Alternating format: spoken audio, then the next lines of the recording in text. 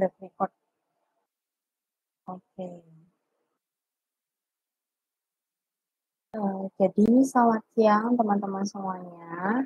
Perkenalkan nama aku Fania Federica. Aku di sini dari program Studi Independen, khususnya bagian AI Hacker di Bisa AI Academy. Ya, di sini juga aku merupakan mahasiswa Saistika dari Institut Teknologi Supono Muda Surabaya. Jadi maka di sini aku angkat satu topik tentang statistik ya, yaitu kalau judul besarnya itu tentang cluster sampling di-combine sama systematic sampling.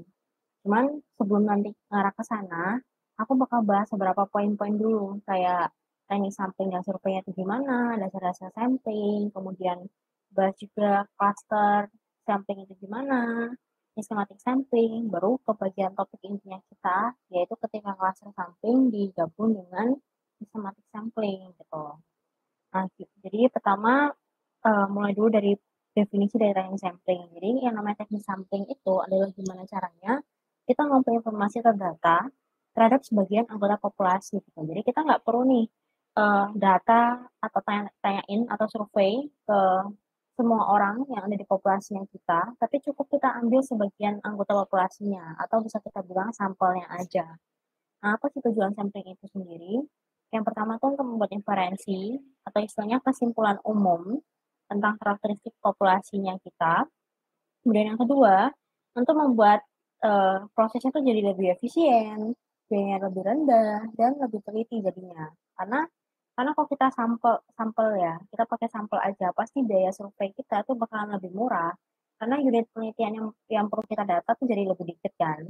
Dan terkadang juga kalau misalnya kita pakai metode sampling tertentu buat estimasi parameternya, itu bakal jadi lebih teliti.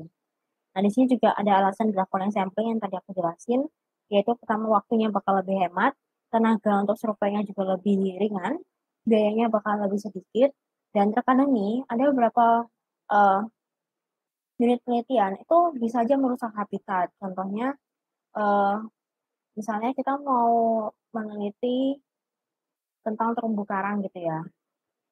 Nah, itu kan kalau misalnya kita ambil seluruh populasinya, bakal bisa merusak habitatnya kan. Makanya akan lebih baik kalau kita ambil sampelnya.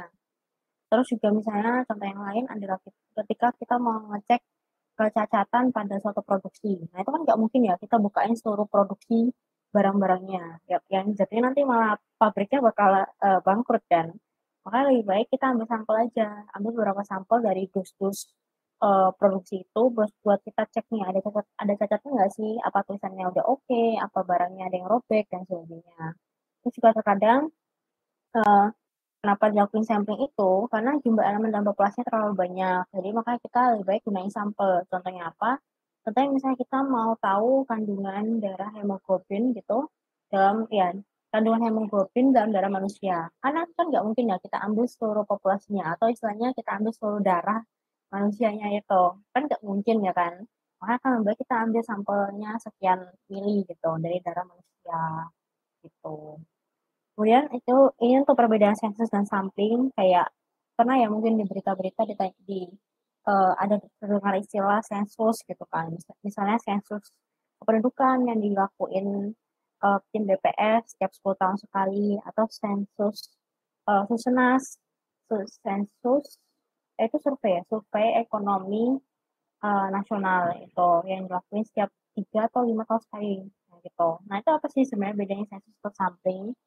Nah, kalau misalnya sensor sendiri di sini ya lebih ke kita tuh ambil seluruh data dari seluruh populasinya. Tapi kalau sampel seperti yang tadi, kita cukup ambil sebagian anggota populasinya aja atau sampelnya. Nanti kita bakal gunain data tersebut untuk mengeneralisasi atau membuat kesimpulan umum tentang populasi.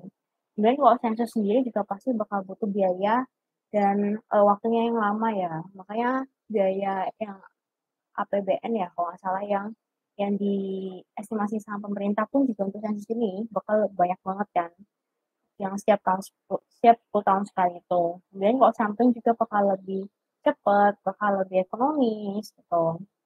Dan uh, kalau misalnya sensus pun juga sebenarnya efektif ya untuk populasi yang heterogen gitu. Kayak di Indonesia sebenarnya memang cocok kalau misalnya kita perlu 10 tahun sekali nih sensus kependudukan gitu buat ngelihat, eee, di rumah tangga, eee, buat ngelihat sifat-sifat kependudukannya, misalnya rumah tangganya gimana, terus ada berapa saudara dalam satu keluarga dan sebagainya, gitu.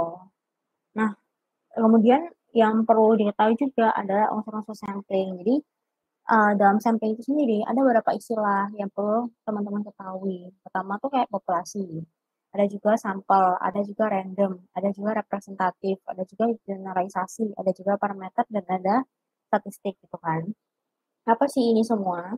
Jadi kalau populasi itu adalah sebuah kumpulan dari semua kemungkinan orang-orang, benda-benda, atau organ ketertarikan yang menjadi perhatian kita.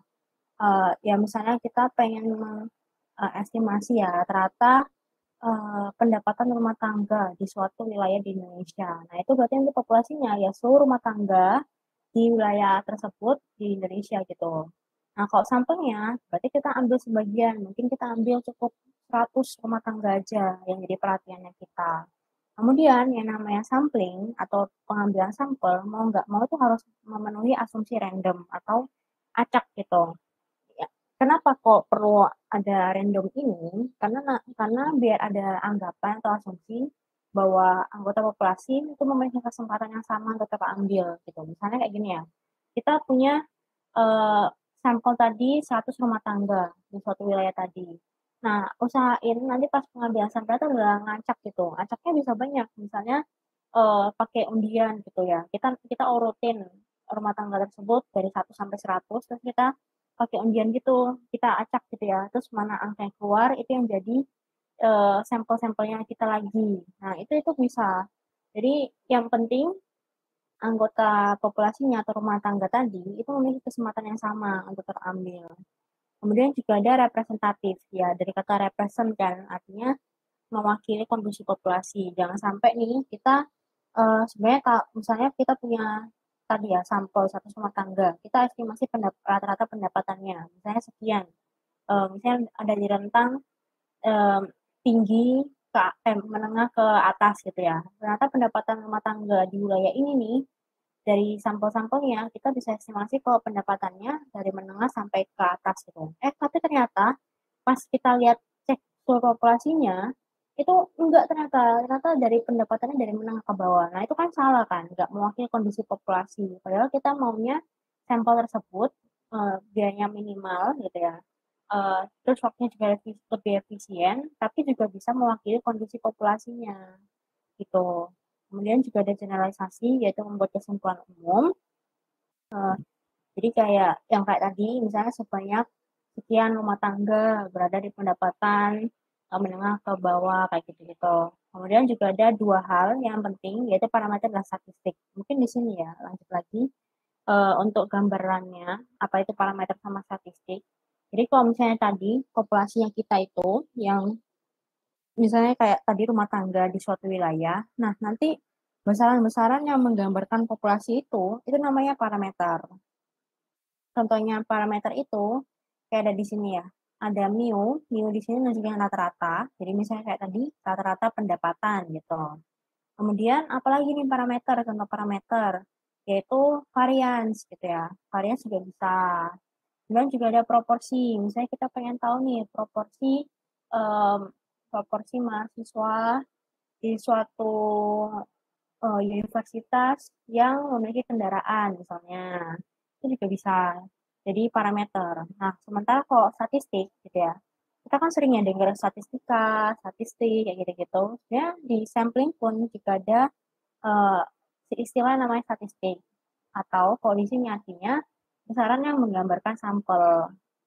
Sebenarnya sama aja kayak di populasi, kayak mu ini rata-rata kan, tapi kalau di populasi, rata-ratanya tuh disimbolin sama mu, tapi kalau di sampel, yaitu statistik tadi, itu digambarin sama X bar gitu, atau X topi juga bisa. Dan kalau varian tadi pakai sigma, sementara kalau di sampel itu pakainya S. Kemudian kalau proporsi itu di populasi pakai P atau biasanya P besar, tapi kalau di sampel itu pakainya P topi. Jadi sebenarnya apa ya, objek pendatangan itu masih sama, cuman bedanya simbolnya aja gitu. Yang di sini yang mewakili populasi namanya parameter, contohnya ada 3 ini tadi, sementara yang di sampel itu besarannya namanya statistik. Contohnya ada X-bar, S, sama P-topi. Kemudian ini tuh namanya estimasi semua. Jadi ada populasi, kita estimasi itu kayak kita perkirakan gitu ya. Berapa nilai mu ini pakai sampel gitu kan. Nah, ada istilah lagi kan estimasi. Aduh, apa nih lagi estimasi gitu kan. Padahal tadi udah tahu, udah banyak dikenalin tentang beberapa istilah kan. Kok ketemu lagi estimasi. Nah, ini sedikit sedikit aja ya penjelasan untuk teman-teman yang mungkin baru. Pasti ini selalu terdengar sih kalau belajar statistik. Jadi ada yang namanya estimasi atau estimator gitu ya. Kita mau duga karakteristik populasi ini, yaitu parameter, dengan menggunakan karakteristik sampel. Nah, itu namanya estimasi, yang kayak memperkirakan kayak yang tadi. Kita mau memperkirakan rata-rata pendapatan rumah tangga di suatu wilayah, di Indonesia gitu ya, semua ini. Tapi kita kan nggak mungkin ya data ini semua. Kenapa nggak mungkin ya? Mungkin biayanya dikit atau tenaganya nggak banyak atau waktunya singkat gitu. Nah itu untuk itu digunain yang namanya sampel. Kita perkirakan atau kita estimasi menggunakan sampel ini. Nah, namanya estimasi atau estimator perlu ada beberapa sifat. Yang pertama itu tak bias. Tak bias di sini maksudnya eh, karakteristik yang ada di sampel ini harus mewakili seluruh karakteristik yang di populasi gitu. Jangan sampai malah bias. Ya bias itu kan artinya nggak sesuai gitu ya kan. Bias artinya nggak sesuai. Ketika dibilang tak bias berarti udah sesuai. Nilai yang ada di sampel ini sesuai dengan nilai yang ada di populasi kayak gitu artinya.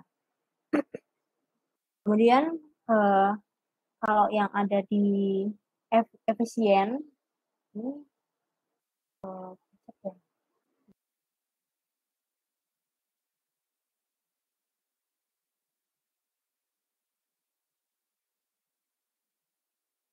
oke.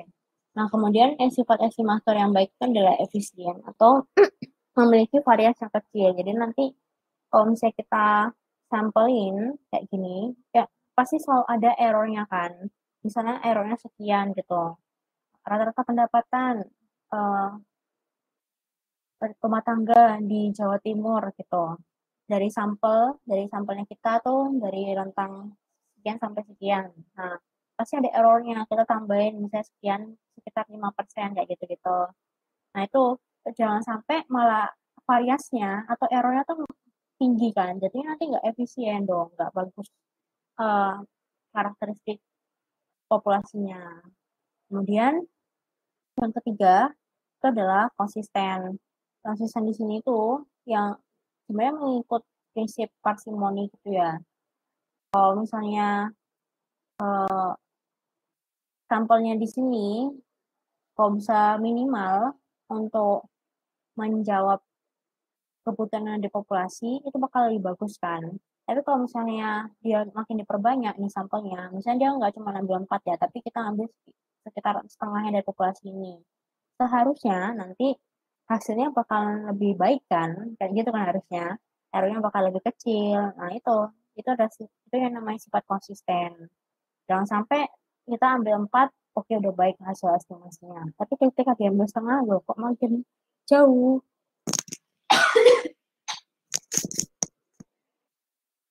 Sorry.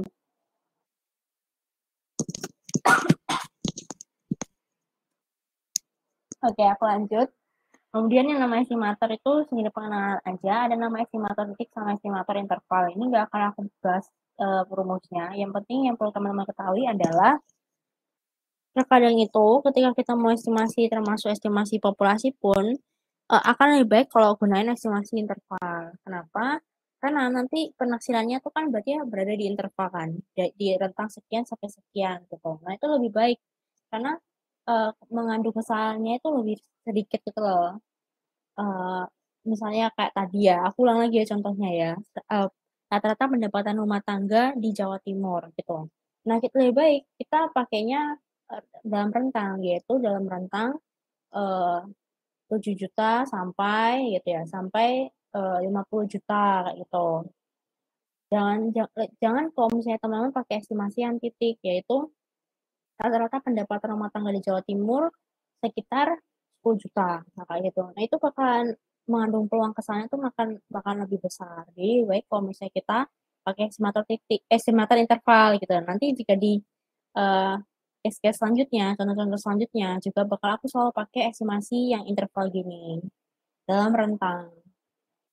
Kemudian, ini contohnya nggak usah ya, mungkin ini aja konsep sampling. Kalau misalnya teman-teman nih ya, mau melakukan penelitian yang mana gunain sampel, selalu mulai dari buat konsep sampling-nya. Konsep sampling itu apa maksudnya? Tentuin dulu populasinya, tentuin dulu unit sampling-nya, terus tentuin dulu sampling frame-nya. Ini selalu yang dimulai dari awal dulu, gitu. Contohnya ya, ini contoh case-nya aja. Kita pengen tahu rata-rata nilai mahasiswa statistika 2021, gitu kan. Misalnya di suatu universitas. Kita pengen tahu nanti, kan di sini rata-rata kan, berarti nanti kita cari nilai X bar-nya atau mu-nya tadi. Berarti kita perlu tentuin dulu populasinya apa, kayak tadi ya, berarti seluruh mahasiswa statistika angkatan 2021. Terus yang namanya unit sampling itu adalah unit dasar atau elemen dari populasinya yang akan kita ambil. Nah, yang di sini kan kata kuncinya ada di mahasiswa. Berarti nanti unit samplingnya tuh per individu mahasiswanya. Nah, terus apalagi yang perlu didefinisiin yaitu sampling frame-nya. Sampling frame itu adalah daftar himpunan dari target populasinya. Atau istilahnya kayak gini, kita tuh bisa dapat data rata-rata nilai mahasiswa ini dapat dari mana sih gitu. Kita bisa dapat data nama-nama mahasiswa statistika dapat dari mana, terus rata-rata nilainya dapat dari mana. Nah, itu kita bisa tulis di sampling frame-nya ini. Pertama, mungkin bisa dari list absen atau dari data yang ada di universitasnya sendiri, dari SIM akademik, atau data nilai gitu. Nah, itu bisa ditulis di situ. Kemudian ini aku lanjut aja karena ini sekedar ini. Kemudian lanjut ke jenis-jenis samplingnya ya. Ini aku mulai dari dasar-dasar dulu ya teman-teman biar bisa paham. Jadi yang namanya pengambilan sampel itu selalu kebagi jadi dua selalu. Yang sejauh ini yang kubaca dua bukunya itu ada dua kebagi jadi dua gini. Yang pertama ada probability sampling sama non probability sampling. Apa maksudnya? Jadi yang probability sampling ini berarti ada peluang kemungkinannya dia untuk terambil secara bersamaan. Jadi istilahnya ada probabilitasnya gitu loh dan bisa digunakan buat estimasi. Jadi kalau teman-teman ya mau ngelakuin penelitian itu tentang rata-rata nilai mahasiswa tadi. Nah, kalau misalnya teman-teman mau bisa mengestimasi populasi gitu ya, kita punya sampel, kita pengen estimasi jadi populasinya, itu lebih baik kalau pakai probability sampling. Karena kalau pakai non probability sampling, di sini aja kata non ya. Berarti nanti nggak bisa digunain buat membuat kesimpulan dari populasinya, gitu. Akan lebih baik kalau teman-teman pakai probability sampling. Nah, probability sampling-nya ada apa aja contoh jenis-jenisnya.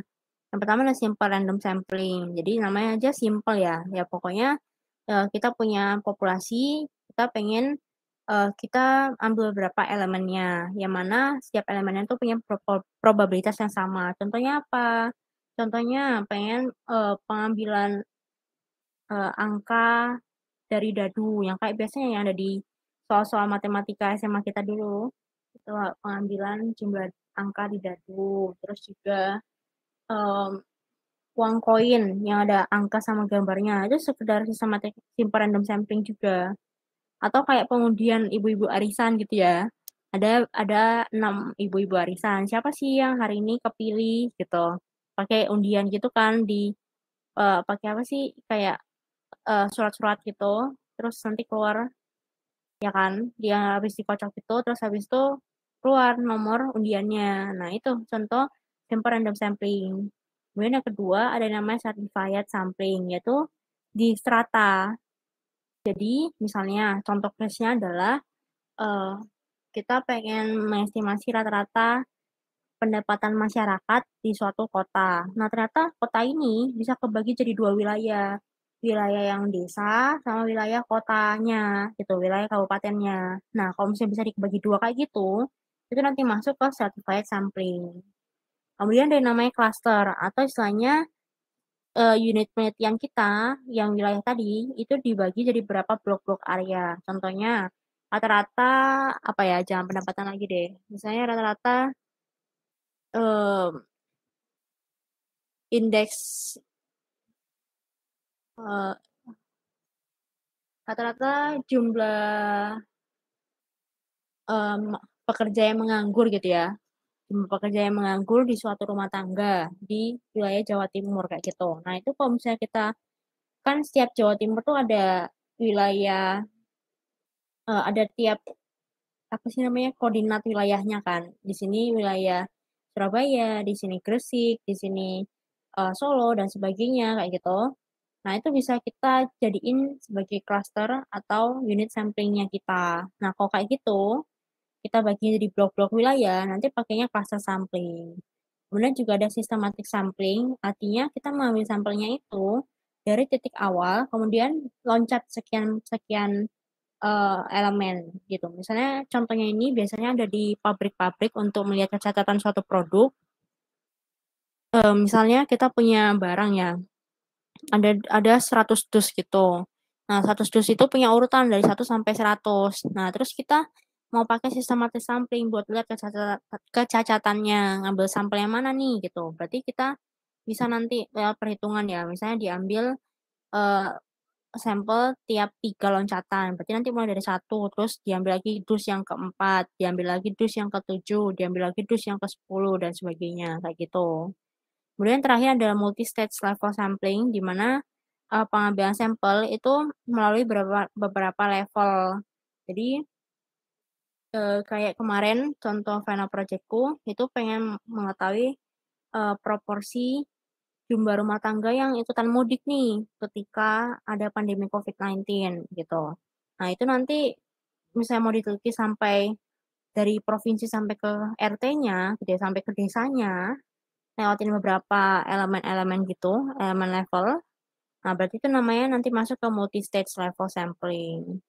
Kemudian ini yang namanya non-probability sampling, contoh-contohnya aku jelasin singkat aja ya. Contohnya convenience sampling nih, ya kata kuncinya adalah, berdasarkan pertimbangan pewawancara, yang penting mudah gitu, mudah dilakuin di waktu dan tempat tertentu. Contohnya, pengen tahu berapa jumlah kendaraan yang lewat, ya udah berdiri aja tuh di lalu lintas terus hitung-hitungin berapa, kendaraan yang lewat di lalu lintas. Terus juga bisa misalnya bagi-bagi survei di jalanan karena pengen tahu, pendapat masyarakat itu tentang suatu fenomena, kayak gitu. Kemudian ada yang namanya judgemental sampling. Jadi ini tuh, berdasarkan pertimbangan penelitinya, ini hampir sama sebenarnya kayak di convenience sampling tapi jatuhnya lebih ke tujuan riset. Kemudian ada yang namanya kuota sampling. Nah, ini kuota sampling pun juga berdasarkan kemudahannya ya. Kemudian penelitinya, kayak kita, biasanya tuh ya, sebenarnya pengambilan sampel itu ada perhitungannya. Kita bisa ambil berapa sampel nih, berapa orang yang perlu isi G-form survei-nya kita, nah gitu. Itu ada perhitungannya sebenarnya. Tapi kalau misalnya nggak mau dibuat kayak gitu, pakai udah ada kita yang tentuin sendiri angkanya, berarti itu masuk ke kuota sampling. Oke, kita sebar Gform ya, survei ini tentang pendapat masyarakat, yang penting terisi sampai 30 responden udah cukup, kayak gitu. Nah, itu masuk ke kuota sampling.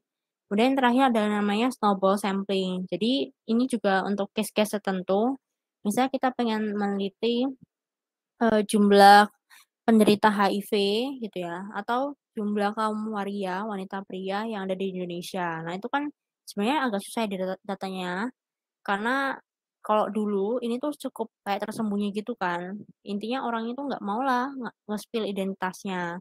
Makanya kita pakai snowball gitu atau loncat-loncat.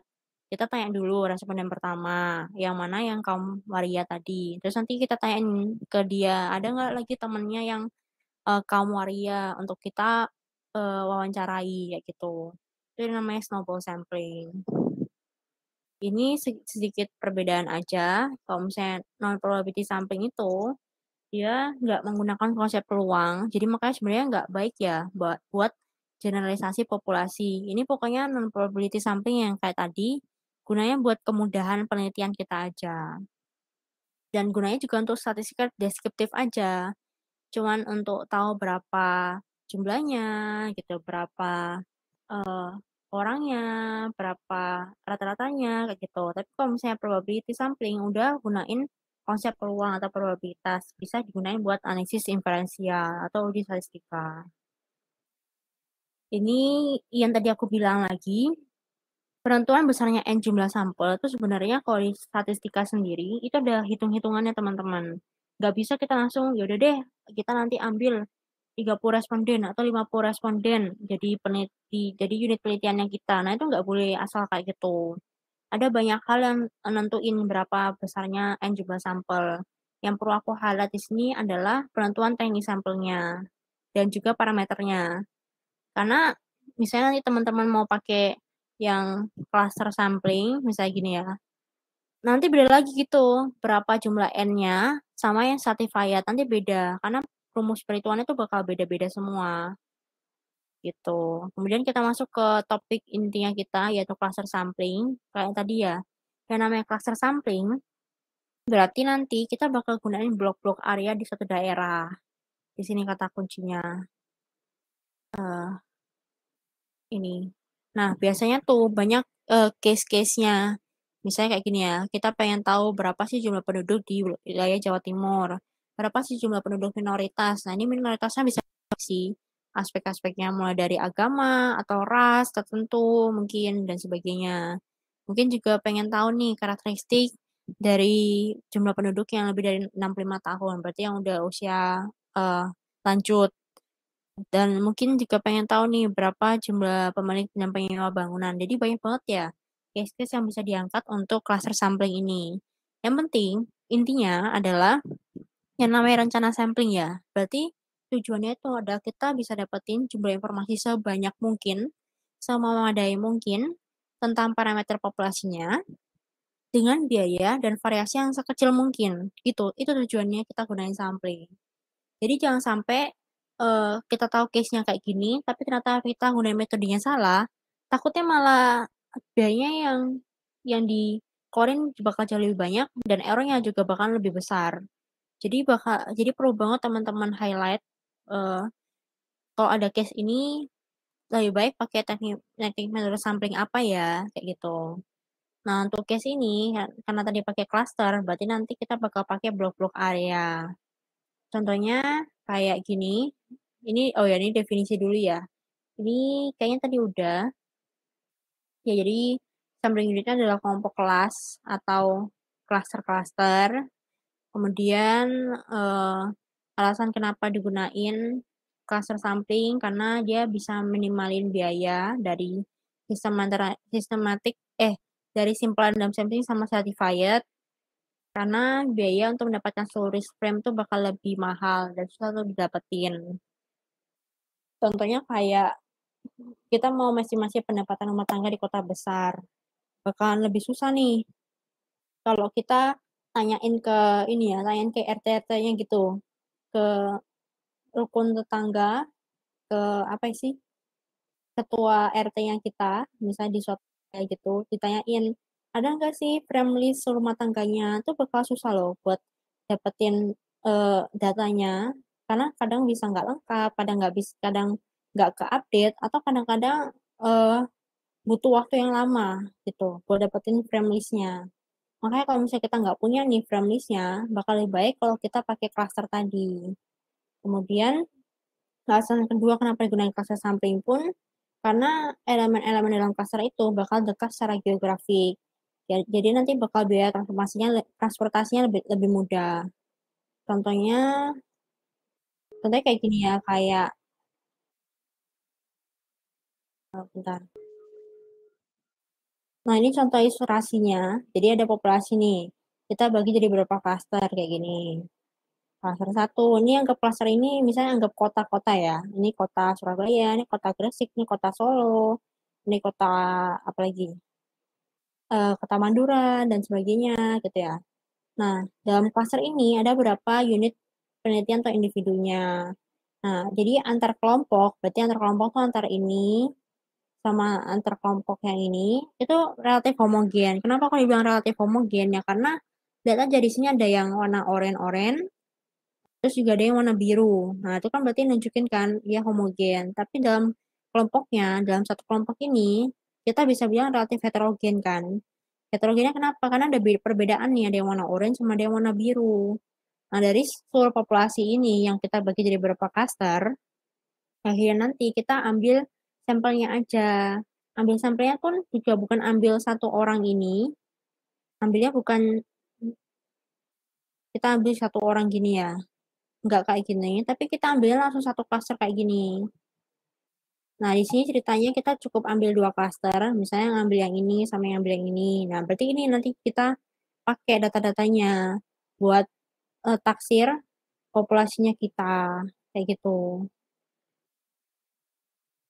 Nah, selanjutnya lagi, yang kayak tadi aku bilang, cluster sampling pun juga bisa digunain buat pengadaan kualitas. Jadi kalau teman-teman mungkin ada yang habis ini karirnya pengen lanjut ke QC atau quality control di suatu pabrik gitu ya. Nah, itu nanti bisa tuh, berapa banyak nih produk yang mau kita cek, masa semuanya dicek, kan nggak mungkin ya, bakal habisin waktu lama atau bisa-bisa lembur kan. Nah, bakal lebih baik kalau kita tahu tentang sampling ini, jadi, kardus besar yang di sini, kita punya kardus besar ya, kardus besar kayak gini misalnya produk-produk kita. Nah, ternyata isinya ada kardus kecil satu sama kardus kecil, 2 kayak gini. Iya? Oke, aku lanjut ya. Kardus kecil satu sama kardus kecil 2 di tiap kardus besar ini.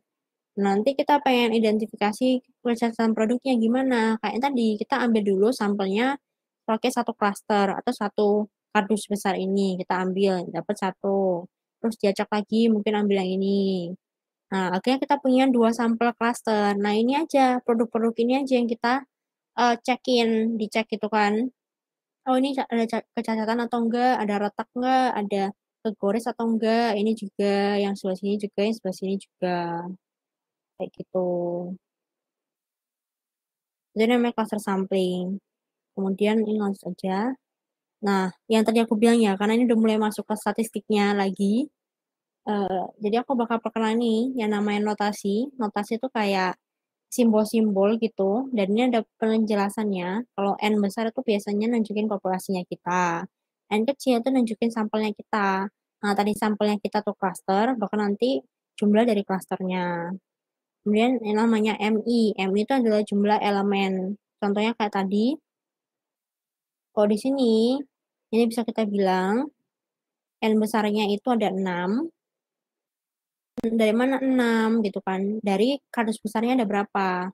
1, 2, 3, 4, 5, 6. Terus juga N kecilnya itu ada berapa? Di sini N kecilnya ada 2 ya, karena tiap kardus besar itu ada 2 elemen. Ini 1, 2, gitu. Nah, baru MI-nya lagi. MI-nya. Tiap kardus tadi itu ada berapa elemen lagi? Ada 2 di dalamnya. Kayak gitu. Kemudian di sini ada M bar, yaitu rata-rata dari cluster size-nya, kemudian juga M besar. M besar itu adalah jumlah elemen dari populasinya, jadi semuanya dihitung, berapa nih jumlah botolnya. Ada 12 botol, kayak gitu. Kemudian juga ada M besar, yaitu rata-rata dari cluster size-nya, dari untuk populasinya, dan YI. Y adalah total observasinya.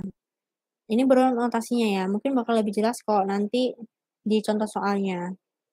Jadi, seperti yang tadi aku bilang tadi, estimasi karakteristik itu bisa banyak hal. Aku balikin lagi ya, ke awal-awal banget, ada apa aja nih? Pertama, bisa berupa rata-rata, bisa berupa total, bentuknya gambarnya notasinya tuh kayak gini. Bisa berupa varians, bisa berupa proporsi. Nah, maka di sini, ada beberapa estimasinya, rumus-rumusnya. Pertama untuk estimasi rata-ratanya atau mu-nya, kita pakai Y-bar. Ya istilahnya kalau Y-bar berarti kita ngitungin semua jumlah datanya, dibagi jumlah, eee, ditambahin semua jumlah observasinya, dibagi jumlah, eee, datanya atau jumlah sampelnya ya kan. Kemudian untuk hitungin error-nya gitu, error-nya itu pasti pakai variance kan, rumusnya udah kayak gini nih. 1 min N kecil per N besar dikali SR kuadrat, berarti SR kuadrat nih, standar deviasinya rumusnya kayak gini, dibagi N bar N M besar bar, dikuadratin, kayak gitu. Contohnya langsung aja ya, ke contoh soal aja, mungkin nanti bingung. Jadi kayak gini, kita pengen tahu nih rata-rata pendapatan per kapita dari suatu wilayah. Nah, wilayah ini dibagi jadi 25 klaster. Jadi kayak ini ya, misal aku gambar wilayah ya. Aduh, maaf banget kalau gambarnya jelek. Ini dibagi jadi 25 gitu loh, 25 klaster. Bisa ngikutin distrik-distrik wilayahnya, kayak gini. Bisa dibagi ya, pokoknya sampai 25 klaster. Nah, 25 klaster ini kita cariin lah, kita hitungin berapa jumlah penduduknya, terus berapa pendapatan total, mereka, gitu. 8 orang ini kalau ditambah-tambahin semuanya, total pendapatan itu $96.000. Begitu seterusnya sampai klaster yang ke-25. Terus kita hitung jumlah MI-nya, gitu. Berarti kita tambahin nih dari sini, sampai yang di sini ditambahin semua, berarti 151. Kemudian, total income-nya pun juga kita tambahin dari sini sampai di sini, tambahin semuanya, itu jadi sigma YI. Ketika kita pengen cari Y bar tadi, yang rumusnya ini, Y bar, itu ternyata rumusnya sigma YI dibagi sigma MI. Ya udah, dari sini $1.329.000 dibagi 151 nih. Rata-rata pendapatan nih, eee, rata-rata pendapatan masyarakat per kapita di klaster wilayah tersebut itu sekitar $8.801. Kemudian sekarang kita ngitung, error-nya yang di sini nih. Kita punya tadi estimasi rata-ratanya, kita pengen tahu error-nya berapa, gitu kan. Nah, error-nya itu kita dapetin dari 2 akar variansnya. Variansnya tuh rumusnya yang tadi, ya kan. Rumusnya nih 1 dikurangi N kecilnya tuh ada 25, karena kita ambil 25 aja nih, 25 klaster wilayah aja. Dari berapa? Dari 415. Jadi awalnya nih klaster di sini itu ada 415 kota. Ternyata kita cuman ambil sampel 25 aja, udah cukup untuk mewakili kondisi populasinya. Kemudian kita kaliin sama SR kuadrat. SR kuadrat di sini adalah standar deviasinya di sini nih. Ya, mungkin lewat bantuan Excel atau Minitab gitu ya, bisa kita hitung nanti standar deviasinya. Kemudian dibagi sama N kecil sama 25, dibagi M besar. M besar ini dapatnya dari mana? M besar biasanya ada di soal, tapi kalau misalnya nanti di soal udah ada informasinya gitu loh, dari referensi sebelumnya, dari pengalaman sebelumnya. Tapi kalau misalnya nggak ada, kita bisa dapetin dari estimasi M kecil bar. M kecil bar itu didapatnya dari rumus ini. Sigma MI per N. M-nya tadi udah di sini, 151 dibagi N kecil 25, dapat 6,04. Ya udah akhirnya dimasukin kan semuanya, dan akhirnya dapet nih, bentuknya dalam serang interval tadi yang aku bilang.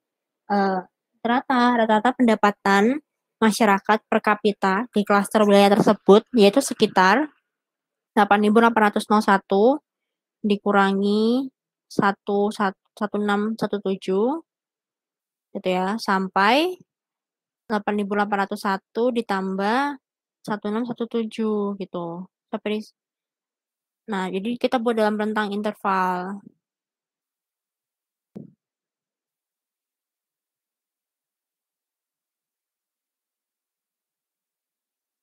Selanjutnya ada yang namanya lagi estimasi parameternya itu total gitu. Jadi kalau total di sini ya kita pengen tahu totalnya. Contohnya misalnya kita pengen tahu total pendapatan. Jadi beda ya, beda kan antara rata-rata sama total. Jadi kalau total itu berarti kita tambahin semuanya. Tapi kalau rata-rata nanti dibagi sama ini ya kan, dibagi sama jumlah sampelnya. Makanya di sini pun rumusnya M dikali Y bar-nya. Y bar-nya tadi udah dapet nih, yang tadi di rata-rata, yang ini. Tinggal nanti dikali sama M-nya aja, totalnya. Sama juga untuk estimasi parameter itu ada error-nya juga. Error-nya nanti didapat dari rumus variansi ini, yaitu N kuadrat dikali 1 min N kecil per N besar dikali SR kuadrat per N gitu. Rumus SR kuadrat sendiri itu ada di sini. Langsung aja aku masukin ke contoh soalnya aja, nanti aku share juga kok PPT-nya ini ke teman-teman, jadi buat dibaca-baca ulang. Yang penting sekarang ini kita bisa paham dulu untuk konsep dasarnya.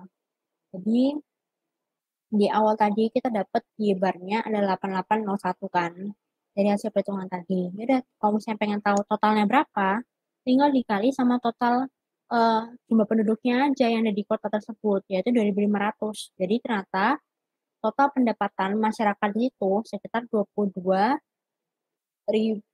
juta dolar gitu. Kalau tadi kan rata-rata, rata-ratanya itu 8.601 dolar. Nah, kalau di totalnya kita kaliin sama jumlah penduduknya. Terus yang namanya estimasi kita buat dalam selang interval, ditambahin plus minus sama errornya gitu kan. Di sini ceritanya udah dikasih tahu ya, untuk M besarnya ada di yaitu 2.500. Rumus variasinya pun juga udah dihitungin. Nah, di sini sekitar 6.533,785. Jadi kalau misalnya kita buat dalam kesimpulan umumnya nih, berarti total pendapatan masyarakat per kapita di wilayah tersebut berada dalam rentang ya ini 22 juta dikurangi 4 juta sampai 22 juta ditambahin 4 juta gitu. Berarti dalam rentang 18 juta dolar sampai 26 juta dolar kan. Itu total pendapatan masyarakatnya. Dengan itu kan dengan selang kepercayaan sekitar 5%. Kita pakai alfanya itu 5%.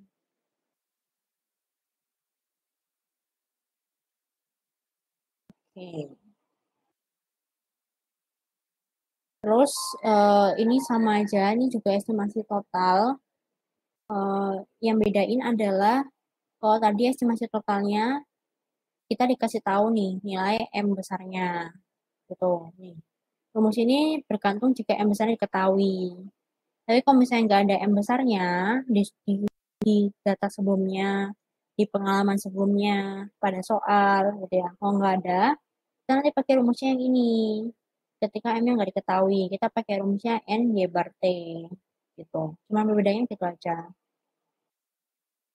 Nah, ini yang tadi aku bilang, penentuan ukuran sampel itu dibedain berdasarkan kita mau estimasi apa sih gitu. Kita mau estimasi apa dan berdasarkan metode apa. Ini kan kita pakai sekarang metodenya cluster. Dan di sini ceritanya kita mau estimasi rata-ratanya. Berarti nanti penentuan ukuran sampelnya tuh pakai rumus yang ini. Rumusnya tuh dari N besar dikali sigma R kuadrat dibagi N dikali D ditambah sigma R kuadrat, kayak gitu.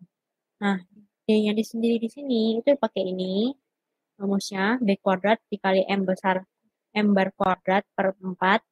B ini dapatnya dari 2 akar V Y bar. B ini bisa dapat dari perhitungan, atau bisa kita tentuin sendiri sih. Bisa dari, intinya rentangnya dari 0,1 sampai 1. Semakin kecil ya berarti semakin baik kan. B ini nunjukin kesalahan estimasinya. Atau bisa kita tulis errornya ya. Peneliti maunya errornya seberapa besar nih gitu. Maunya errornya cuma 0,2. Berarti nanti diganti B-nya di sini sekitar 0,2 gitu. Contohnya aja, contoh di sini nih. Kita pengen tahu, kita udah dikasih tahu nih rata-rata dari uh, yang tadi, rata-rata yang tadi. Mana? Kita pengen estimasi rata-rata pendapatan masyarakat per kapita yang tadi. Tapi kita nggak tahu nih berapa jumlah N kecil sampel cluster yang perlu kita ambil. Kalau tadi kan ambilnya 25 kan. Nah, kalau ini kita mau ambil berapa gitu pertanyaannya. Dikasih tahu kalau kita pengen errornya sekitar 500 dolar. Kenapa kok 500 dolar? Tadi kan aku bilangnya 0,1 kan. Karena di sini kita pakai ukuran satuan yaitu dalam satuan dolar ribuan. Gitu. Makanya di sini kalau misalnya dolar ribuan, 500 itu dibagi per 1000 kan jadinya 0,5 kan. Jadi sebenarnya dia pakainya errornya tuh 0,5. gitu. Tapi nanti dimasukin ke dalam soal, itu pakainya bound-nya $500 ini. Ya udah, karena kita pengen cari ini, N kecilnya, jumlah sampelnya, rumusnya ini kan. Kita perlu tahu elemen yang N besarnya, udah tahu. Klaster-klaster wilayah tadi bisa dibagi jadi 415 kota atau klaster. Sigma R-nya dapat dari mana? Dari rumus yang di sini nih. Sigma R-nya dapat dari rumus ini, dan udah ada sih di soal tadi, di awal-awal tadi, dihitungin, udah dikasih tahu hasilnya ke kita, 25,189 yang dikuadratin karena di sini ada kuadratnya juga. Kemudian kita perlu tahu nilai D-nya. Nilai D itu dapatnya dari sini nih. D itu B kuadrat. B kuadratnya kita pengen errornya sekitar $500. Kemudian M kecil barnya dapatnya 6,04. Udah dihitungin juga. Kita tinggal masukin ke rumus-rumusnya. Akhirnya dapat 62.500 dikali 6,04 kuadrat. Ketika dimasukin ke dalam rumus ini, ternyata sebenarnya harusnya nih ya, dari 415 kota tadi, yang udah kita pilih-pilih, itu harusnya peneliti itu ngambilnya sekitar 167, bukan 25. Yang kayaknya yang ini masih case sama yang kayak tadi ya, yang ini. Nah, ini kan kita punya 415 awalnya, tapi ceritanya peneliti ini cukup ambil 25 klaster wilayah aja, terus kita estimasi rata-ratanya berapa, gitu kan. Nah, sebenarnya kalau kita hitung-hitungan lagi nih, dari rumus yang disediain sama Mendenhall ini, suatu penulis ya, Mendenhall, itu harusnya kita ambil 167 kota. Kita data dulu 167 kota ini, kita tanyain berapa jumlah penduduknya, terus berapa pendapatan mereka totalnya semua. Nah, itu sebanyak 167 kota ini. Baru nanti estimasi rata-ratanya, atau estimasi totalnya, atau estimasi proporsinya bakalan lebih bagus gitu, bakalan lebih bagus, gitu teman-teman. Kemudian ini bedanya kita mau estimasi total, kalau tadi estimasinya rata-rata. Rumusnya tuh selalu beda-beda teman-teman, ini yang perlu teman-teman ketahui ya. Jadi kalau, mungkin nggak diajarin ya kalau di, jurusan yang sosial gitu. Ya udah cukup ada di internet gitu ya, misalnya berapa jumlah ukuran sampel yang harus kita ambil, mungkin pakai metode A atau pakai penulis apa gitu ya, langsung ada rumusnya gitu. Padahal kalau misalnya di statistik sendiri, itu kita lihat dulu metodenya apa, terus mau estimasi parameter apa, dan setiap itu rumusnya tuh bakal beda-beda kayak di sini tuh. Untuk nentuin N kecilnya rumusnya ini, tapi untuk total rumus kecilnya mungkin sama ya kelihatannya ya, tapi di sini nilai D-nya itu berbeda nih. Untuk rumus, eee, proporsi sendiri juga beda nih rumusnya, pakai sigma P. Sigma P rumusnya di sini, kayak gitu. Nah ini terus estimasi proporsi, bedanya apa rata-rata sama proporsi gitu kan. Kalau rata-rata datanya tuh kayak gini, datanya berupa angka atau skalanya kuantitatif. Aku baikin lagi kayak gini nih, 49.000, 53.000, 50.000. Tapi kalau yang namanya proporsi, berarti datanya nanti 0 sama 1, kayak gini tuh. Awalnya kita tanyain nanti, berapa sih jumlah ini kan ceritanya kayak gini ya, kita pengen tahu berapa banyak jumlah penduduk yang punya rumah sendiri, gitu. Nah, jadi nanti kita tanyain, eee residen yang pertama, penduduk yang pertama ditanyain, "Kamu, rumah ini kamu sewa atau punya sendiri?" Gitu kan. Punya sendiri. Nah, kalau punya sendiri kita kasih angka 1. Jadi kalau sebentar aku ambil pena dulu. Jadi kalau misalnya, dia punya rumah sendiri, kita kasih angka 1. Tapi kalau misalnya sewa, rumahnya itu sewa, kita kasih angka 0 gitu. Nah, ceritanya kita punya 8, 1, 2, 3, 4, 5, 6, 7, 8. 8 orang nih, tiap klaster kotanya. Kita tanyain, "Kamu punya rumah sendiri atau enggak?" Punya rumah sendiri 1. terus punya rumah sendiri nggak? Enggak. Terus kita hitung gitu ya, hitung. Nah, ternyata nanti semuanya itu ditambahin satu-satunya, totalnya 4. Berarti ini ceritanya ada 4 penduduk yang punya rumah sendiri dari 8 total penduduknya. Kayak gitu. Datanya tuh tadi 1 atau 0. Makanya dia bisa dapat data kayak gini nih. AI-nya sama MI-nya. Sementara kalau misalnya dimasukin ke rumus ya seperti rumus biasa aja.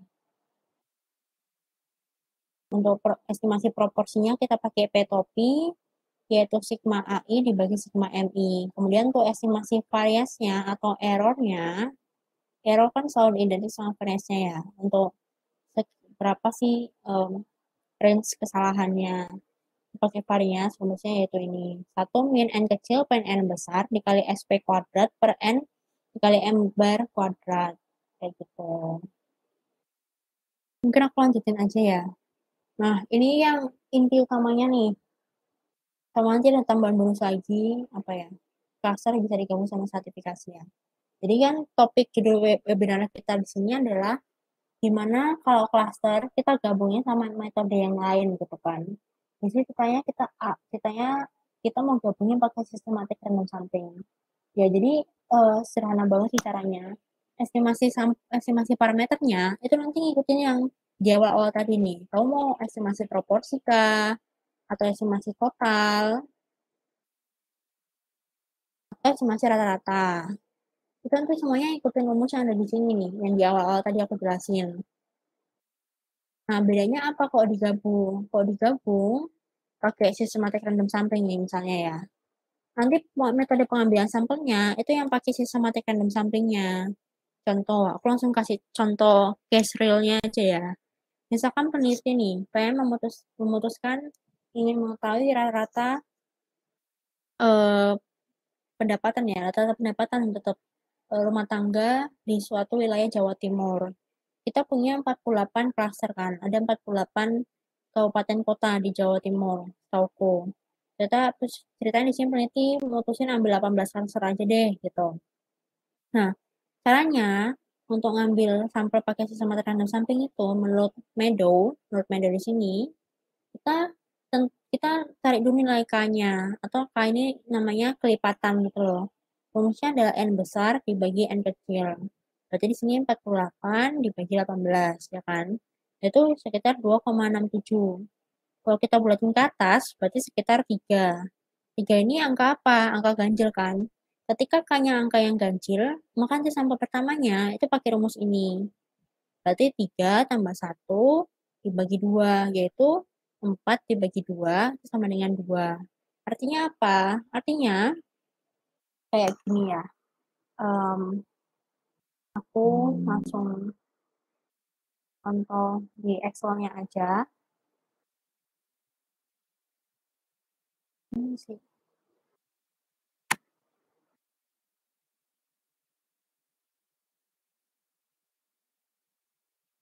Nah, kayak gini, misalkan aku punya kota di Jawa Timur, kita pengen tahu berapa banyak remaja usia 10 sampai 24-nya. Awalnya kayak gitu ya. Mungkin tadi aku perbaiki bukan pendapatan rata-rata, tapi naiknya remaja. Jadi kita tulisin tuh, kita urutin dari 1 sampai 48 kota tersebut. Terus kan tadi kita punya ya, K-nya sekitar, bentar, bro. Tadi K-nya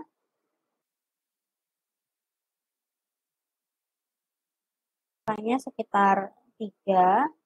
Sampel pertamanya mulai dari yang kedua, urutan kedua. Berarti ya udah kita ambil sampel pertama yang kedua, berarti ambil yang ini. Terus loncat step 3 kali, 1, 2, 3, ini diambil. Terus loncat lagi 1, 2, 3, diambil lagi. Berarti nanti yang kuning-kuning inilah yang bakal jadi datanya kita. Kita nggak perlu ambil seluruhnya. Bentar. Nah, kita nggak perlu ambil seluruhnya ini semua. Ini karena udah dikasih tahu datanya ya, jadi kelihatannya loh kenapa nggak dipakai semua datanya kan udah ada gitu ya. Ceritanya ini udah dibagiin ke kita karena jadinya gampang. Tapi sebenarnya kalau real case-nya, di kejadian nyatanya, nggak semudah ini dapetin angka-angka ini nih. Akan lebih baik kalau kita tentuin dulu, urutin. Misalnya ini tuh kota apa ya, misalnya kota di Jawa Timur itu semuanya diurutin sampai yang 48. Kemudian kita cukup ambil kota yang urutan kedua, kota yang urutan kelima, kota urutan ke-8, kota urutan ke-11, kayak gitu. Terus ini digabungin semua yang kuning-kuning. Digabungin, akhirnya nanti kita punya data kan. Datanya sebanyak 18 klaster aja. Nah, 18 klaster inilah nanti yang kita gunain sebagai data yang ada di sini, di awal tadi. Kayak gini nih. Kita cuma punya 18 klaster, terus pengen tahu nanti rata-ratanya kah, totalnya kah, atau proporsinya. Kayak gitu. Ya, nanti tinggal diikutin, disesuaikan sama estimasinya, atau soalnya, atau penelitiannya kita itu tentang apa. Sederhana kan? Sebenarnya sederhana banget ya kalau misalnya udah paham tadi cara-cara untuk estimasi parameternya. Nanti tinggal digabung nih ceritanya cuman pengambilan sampelnya aja. Nah, di sini mungkin yang terakhir tambahan yang menurut aku juga menarik ketika cluster itu bisa digabung sama stratifikasi. Jadi kalau tadi yang namanya cluster, berarti kan kayak gini ya. Ini kita punya kota, nih. Kita bagi jadi berapa cluster wilayah. Dan cluster wilayah ini ngikutin sama distrik atau wilayah batasannya itu loh, batas-batas wilayahnya.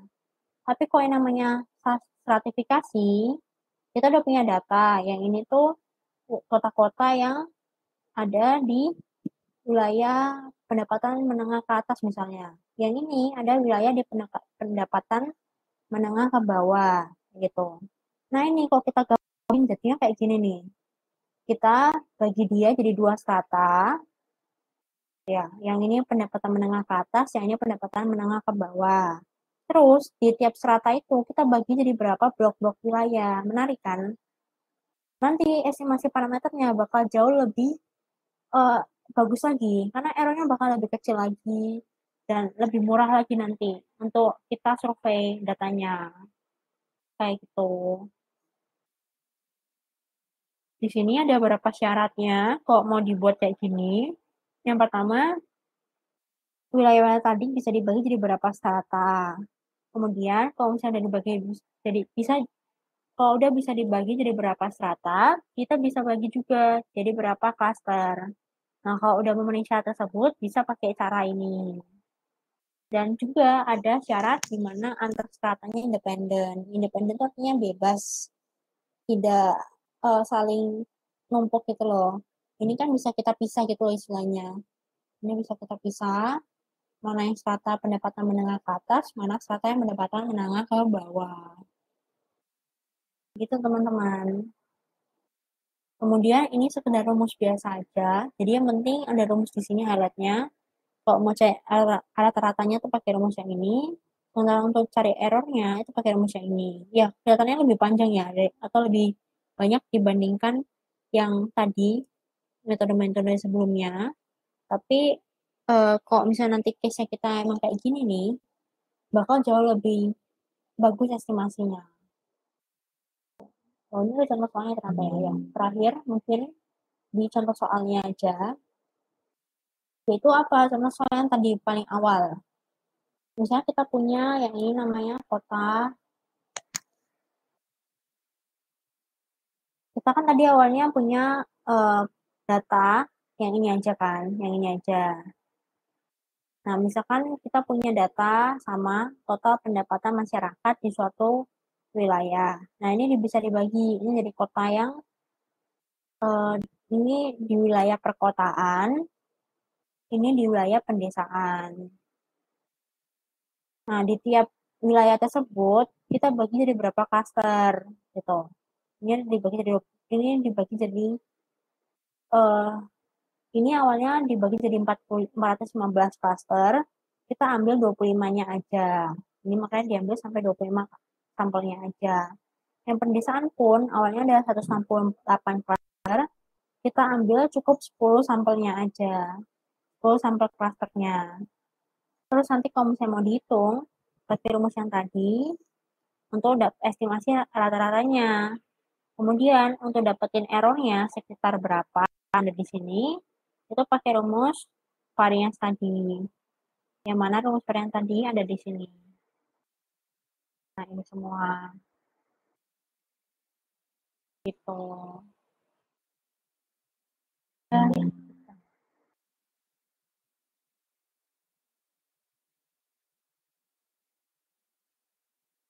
Nah ya, sebenarnya itu aja sih yang sebenarnya yang mau aku bagiin ke teman-teman semuanya. Nanti bisa aku share untuk PPT sama bahan bacaannya, sama apa ya, sama Excelnya juga bisa aku bagiin nanti buat biar nanti teman-teman ya mau skripsian mungkin atau mau PKM-an gitu ya. Itu nanti bisa tuh ngambil sampelnya pakai metode-metode tadi. Nanti jauh lebih bagus estimasi parameter populasi. Nah, mungkin dari aku itu aja. Oh ya, boleh-boleh.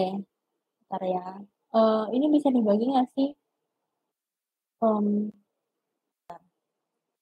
Kalau aku baginya langsung PPT ke chat itu bisa nggak ya?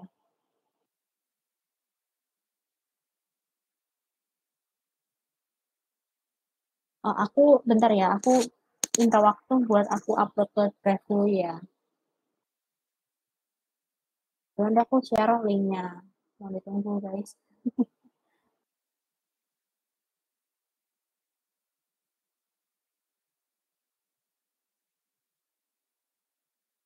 Ya, aku tadi belum buat sih sampai. Ini bentar, masih proses penguploadan teman-teman.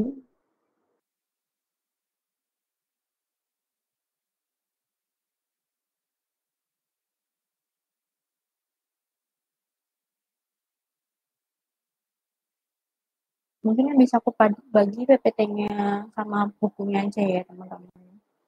Ya, ini kan juga udah free-nya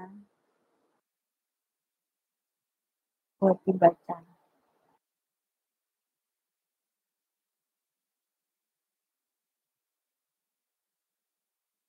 Saya masih proses upload, mohon ditunggu.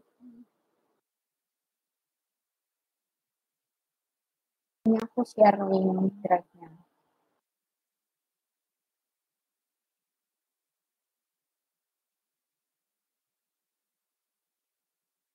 Ya, betul kok Kak. Eh, Setahuku nanti kalau Kakak udah ikut dari awal sampai akhir, sistem tampilnya ini, dia udah bisa estimasi gitu berapa lama waktu Kakak hadir di webinar ini. Nanti bisa, kalau Kakak ikut ya dari awal sampai akhir tadi, nanti bakal dapat gitu, langsung dibuatin sama sistemnya, sertifikatnya gitu. Jadi karena Kakak udah ikutin, harusnya nanti dapat kok. Tinggal isi aja survei atau form feedbacknya setelah selesai webinar ini. Gitu. Udah bisa diambil ya apa ininya untuk link materinya. Untuk proses dapat sertifikatnya eh apa ya? Aku kurang tahu juga ya Kak ya. Nanti yang penting nanti bakal ada kok tim dari Bisa AI-nya yang ngerender sertifikatnya. Yang penting Kakak isi aja dulu form feedbacknya. Kadang-kadang cepat juga, kadang-kadang ada yang agak lama juga. Aku nanti bakal usahain. Nanti aku juga mungkin bisa reminder tim Bisa AI buat segera buatin sertifikat pada peserta ya. Mungkin gitu aja ya Kak ya. Enggak cepet kok. Enggak sampai sebulan sih. Mungkin seminggu lah paling lama Kak. Paling lama. Biasanya tuh cepet sih. Kadang-kadang berapa hari aja udah keluar. Gitu. Dan juga nggak ada form presensi kayak yang tadi. Presensinya tuh diambil dari berapa lama teman-teman hadir pakai webinar tampil ini. Udah dihitung sendiri sama sistemnya tampil ini. Keren kan? Nah, mungkin itu aja teman-teman sebenarnya yang bisa aku bagiin. Lebih kurangnya aku mohon maaf. Terima kasih banyak buat waktunya. Mungkin udah aku end aja ya, nanti untuk recordnya juga bakal dikasih oleh tim desainnya. Terima kasih banyak teman-teman semuanya, udah boleh leave. Selamat siang, selamat melanjutkan aktivitas masing-masing. Happy Sunday. Aku end aja ya untuk meet-nya. Terima kasih.